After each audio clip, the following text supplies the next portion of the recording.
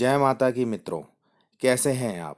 आशा करता हूँ माँ की कृपा आप सब पर ज़रूर होगी।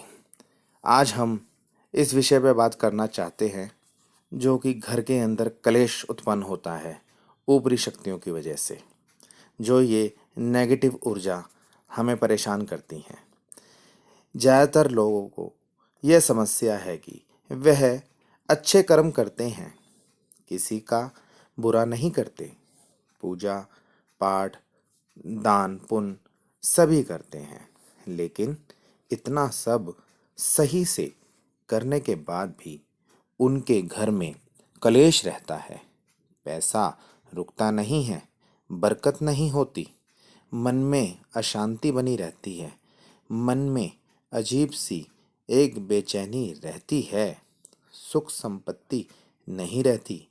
कभी कभी तो कलेश इतना ज़्यादा हो जाता है कि समाज तमाशा देखता है, थाने दरबार तक हो जाते हैं, लोगों के सामने तमाशा बन जाता है। अब सवाल यह है कि यह सब आखिर क्यों होता है? इसका कारण यह है कि घर में नेगेटिव एनर्जी है। इस नेगेटिव एनर्जी को हम कैसे पहचानें? यह नेगेटिव पावर या तो किसी के किए कराए से, या किसी स्थान विशेष से, या ग्रह दोष के कारण भी यह नेगेटिव एनर्जी घर में आती है।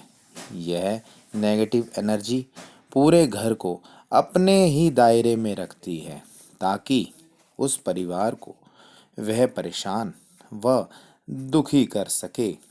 तो मित्रों, आज हम यह जानेंगे। उस परिवार में चोरियां भी होती हैं।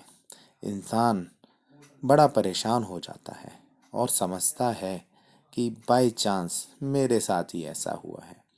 मसलन अगर उस इंसान की जेब कट जाए तो वह सोचेगा कि मेरे साथ ही बाय चांस ऐसा हो गया। परंतु मैं ये कहना चाहता हूँ कि जहाँ जेब कटी तो और भी तो लोग थे, उन लोगों की भी जेब कट सकती थी, लेकिन उस इंसान के साथ ही ऐसा क्यों हुआ? अब सवाल यह है कि उस व्यक्ति विशेष के साथ ऐसा जो हो रहा है, उस परिवार के लोगों को लगता है कि हमारे घर की उन्नति नहीं हो सकती, हम हमेशा परेशान ही रहेंगे। और ऐसा भी सोचते हैं कि घर या समाज में केवल उनको ही टारगेट करके बुरा बोला जा रहा है, गलत साबित किया जाता है। कई बार जिन पर भरोसा किया जाता है मित्रों, उन लोगों ने ही धोखा दिया और साथ छोड़ दिया। छोटी छोटी सी बात पर अचानक से कलह स्टार्ट हो जाता है। जैसे आप किसी से बात कर रहे हो तो बिना बात के ही, जरा सी ही बात पर छोटी कलेश बड़े रूप ले लेगी, और देखते ही देखते आप ये सोचने पे मजबूर हो जाएंगे कि अभी तो सही से बात कर रहे थे, अचानक ऐसा क्या हुआ कि बेमतलब का कलेश हो गया। अब खाना खाते समय, या मंदिर जाते समय, या बाहर घूमने जाना है, तब उसी समय तुरंत ही अचानक किसी बात को लेकर कलेश शुरू हो जाता है।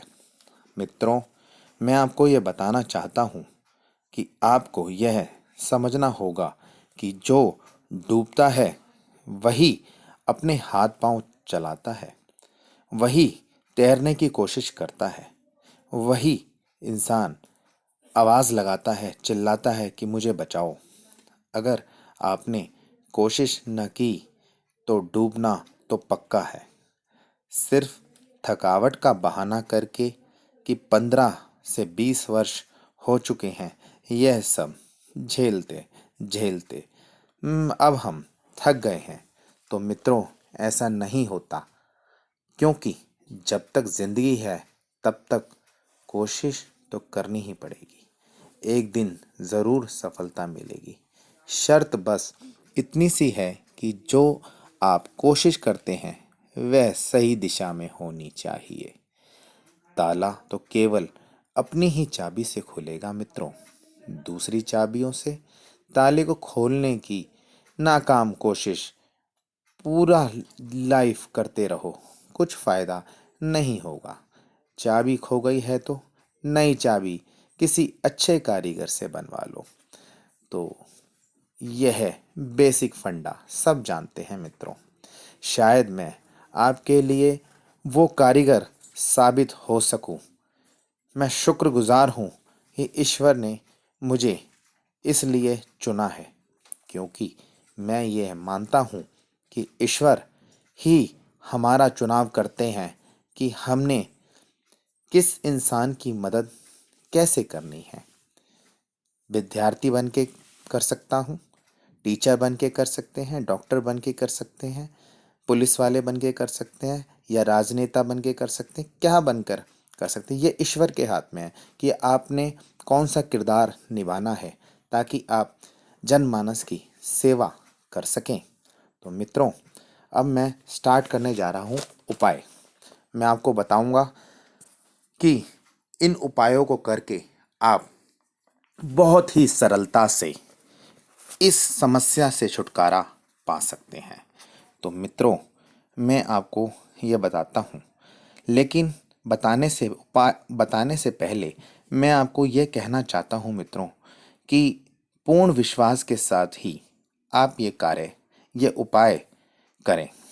अपने इष्ट को प्रणाम करके, अपने कुल देवी देवताओं को प्रणाम करके ये कार्य शुरू करें। तो मित्रों, जो भी ये कार्य करना है, शुद्ध मन से, शुद्ध शरीर से करना है।